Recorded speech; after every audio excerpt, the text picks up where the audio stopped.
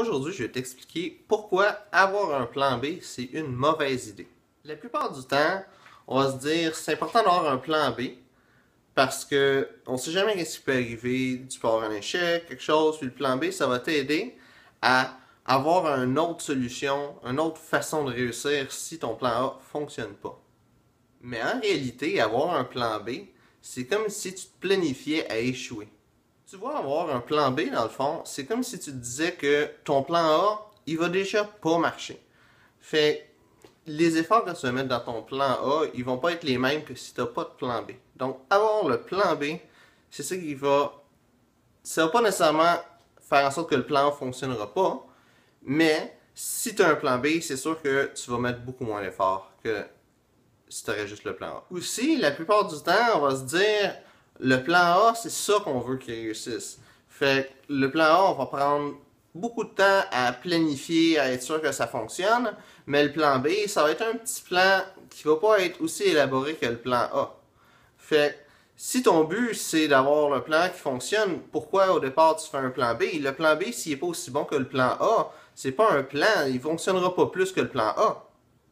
Donc si tu es pour faire un plan B, au minimum, prends autant de temps puis fais un plan qui est aussi bon que ton plan A. Puis s'il est meilleur, ben fais juste le plan B. Ton plan B va devenir ton plan A. Puis si tu te rends à faire ton plan B, parce que le plan A n'a pas fonctionné, ben apprends ton plan A. Parce que c'est ça qui peut faire en sorte que ton plan B est encore meilleur que juste un petit plan B au final qui n'est pas planifié. Pourquoi aussi que je dis qu'on devrait seulement avoir un plan A, c'est parce que, dans le fond, quand on a un échec, généralement, c'est parce qu'on n'a pas été assez loin. Parce qu'il n'y a pas vraiment d'échec. Soit que les choses qu'on voulait qu'ils arrivent, n'arrivent pas, puis on peut apprendre, ou les choses qu'on voulait qu'ils arrivent, arrivent. Un exemple que je pourrais te donner, c'est l'exemple de Steve Jobs.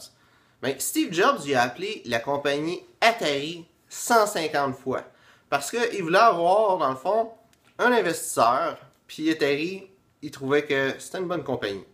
Puis après avoir appelé 150 fois, mais Atari était tellement tanné de recevoir des appels de lui qu'ils ont décidé d'envoyer un investisseur, justement. Puis c'est ça qui a fait que Apple a pu commencer, qu'il a été capable d'avoir de l'argent, puis de lancer son entreprise. Parce que si tu regardes Apple, c'est une compagnie qui a eu beaucoup de succès, puis c'est parce qu'il a décidé de passer à l'action, il a essayé encore, puis encore, puis encore. Puis Apple, c'était son plan A. La plupart du monde, ils vont même pas se rendre à 10 appels. Puis ils disent telle chose ça marche pas, ma business ça marche pas, mais est-ce qu'ils ont vraiment essayé? Si t'as pas encore de succès, est-ce que tu as vraiment essayé jusqu'au bout? Qu'est-ce que je veux dire au final, c'est que quand tu as un projet, ben planifie-le vraiment bien. Puis un coup que tu as fini de le planifier, passe à l'action. Puis passe à l'action sans arrêt jusqu'à temps que tu aies du succès. Parce que quand tu arrêtes de prendre action, c'est là que tu as échoué. Donc, je te remercie d'avoir regardé la vidéo. Si jamais, qu'est-ce que j'ai dit, ça fait du sens pour toi, mais je t'invite à mettre un petit pouce bleu, puis à t'abonner à ma chaîne.